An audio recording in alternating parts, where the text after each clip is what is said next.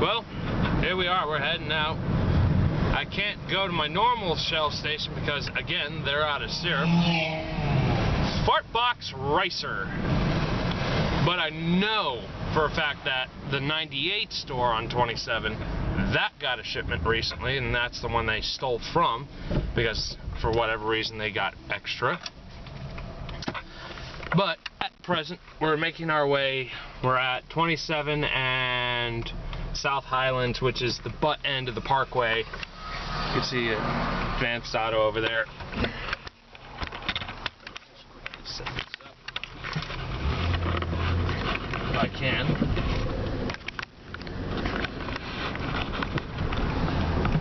Yeah, that works.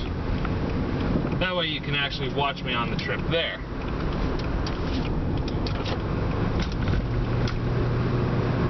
Marley's, huh? Cool.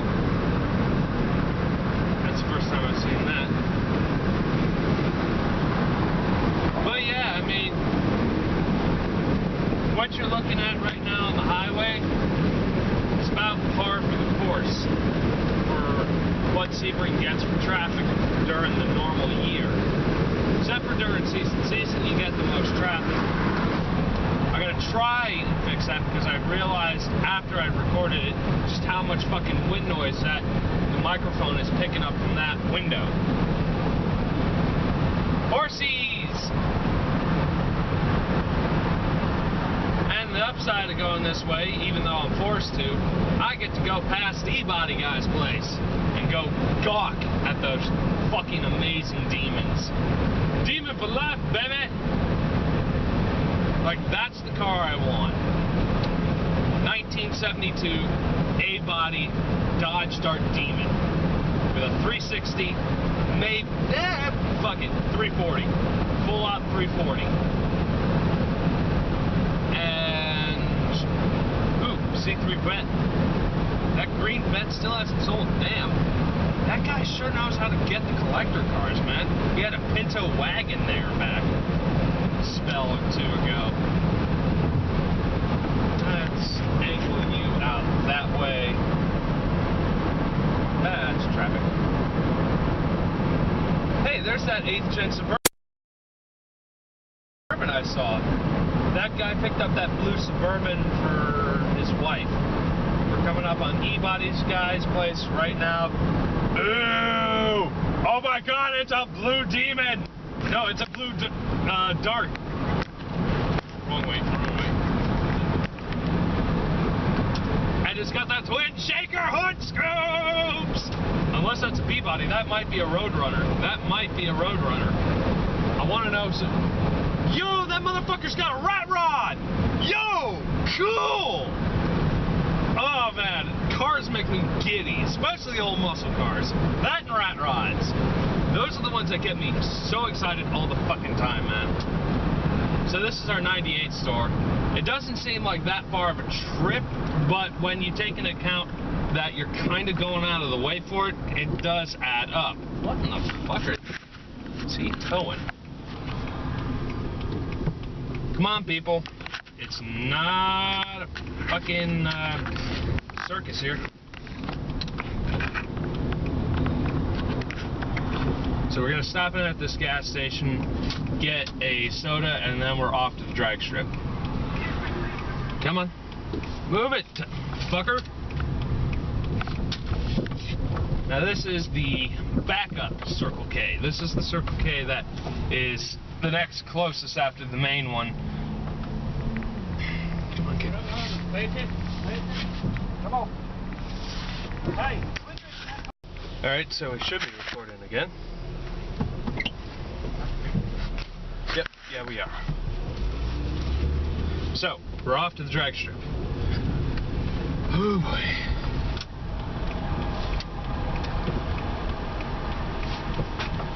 This is gonna be fun.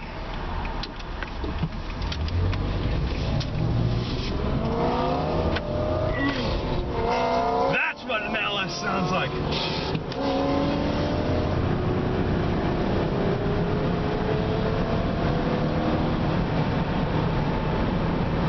Yeah, man. That's what a V8 should sound like. Bad fucking ass. love it. See you in a sec.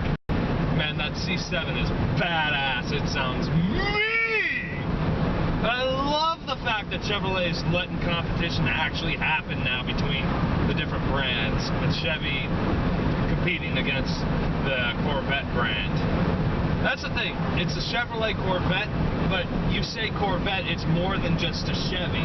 It's the pinnacle of Chevy, and it's sort of its own thing because it literally shares no body parts, save for suspension, the actual mechanical parts. Body parts don't really share much across different cars. In fact, the LS platform was originally designed for Corvettes back in the 70s. The original LSs for the C1 and C2s, you could, if you knew how to order it, a Copo Chevrolet Corvette could be ordered with a 427 cubic inch 7-liter V8 that was an all aluminum block. It was a super experimental motor. Those vehicles are worth a goddamn fortune now. And I literally mean that. They are worth a fuck ton of money. So much money. But the modern LS... Camera's an asshole. So far, quickest cars seem to be the top fuel dragsters, obviously. Slowest cars seem to be an Altima and a couple of bikes. Thus far. My battery is blinking red, so gonna have to cut you short. So where do we stand? Unfortunately, the battery cut out halfway to the track, which sucks. I busted up my ankle pretty bad, falling off a small ledge that was only about 4 or 5 inches high. So I'm walking around like a fucking cripple. And I feel like one because, ow. The fastest cars was high-tech redneck, or, no, from slowest to fastest, the top 3 that I can, well, the top 5. I don't know where exactly 4 and 5 sit, but they're somewhere in there. I have a sneaking suspicion that one's faster than the other, and I'll mention that. We have 5 cars in the top 5, a 1931 Model T with what looked like a 383 stroker motor, big, small block Chevy, I'm assuming. A drag truck by the name of High-Tech Redneck. Wonder how well that went. A drag car by the name of Purple Haze, a 72 Nova. Another drag car. The last 2 are black ones, so it's kind of hard to figure out who's faster because I don't think they ever went up against each other. A second-gen Camaro of some kind, and a Knight Rider era Fire Chicken. Well, Firebird, I should say, because it ain't no chicken. I don't know where those 2 black cars sit. Purple Haze obviously had a Purple Haze motif on it. The T-Bucket was gray primer in color, and High-Tech Redneck was white and orange, and there's probably videos out there somewhere. The top 3 I can name from slowest to fastest for sure. That being the T-Bucket, High-Tech Redneck, and then at the tippy top, Purple Haze, because that was a 5.7 second car at over 100 miles an hour in the 8th mile. I want to specify this. The track here in Sebring is an 8th mile deal, which is kind of podunk. Doesn't really hold up to NHRA standards, but I will be going back next Thursday because next Thursday they're having a special day open because Larry Larson's showing up, of all people, with a jet dragster. That's going to be interesting. I have to get footage of that. If I do not, I will fucking kick myself. That's going to be interesting. That's going to be real interesting.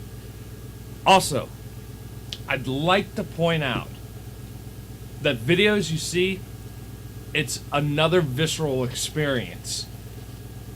The sound is one thing, but to actually be there, to feel the shock waves that some of those engines are putting out against your chest, to feel it in the grandstands, to feel it in the ground and on the shoes you're wearing. The sheer amount of power those engines are putting out to move so much air, to vibrate the air around them to that extent where you can feel it. That's something else. Now, I have a sneaking suspicion that Purple Haze could go up against High-Tech Redneck, and High-Tech Redneck might win. But that won't happen. Not for a while yet. About halfway through the night, High-Tech Redneck blew up. Now, when I say blew up, something broke. Something went bang, and that's all she wrote. They had oil all over the windshield. They had to be dragged back through the pits and back to their trailer in the back parking lot behind the grandstands.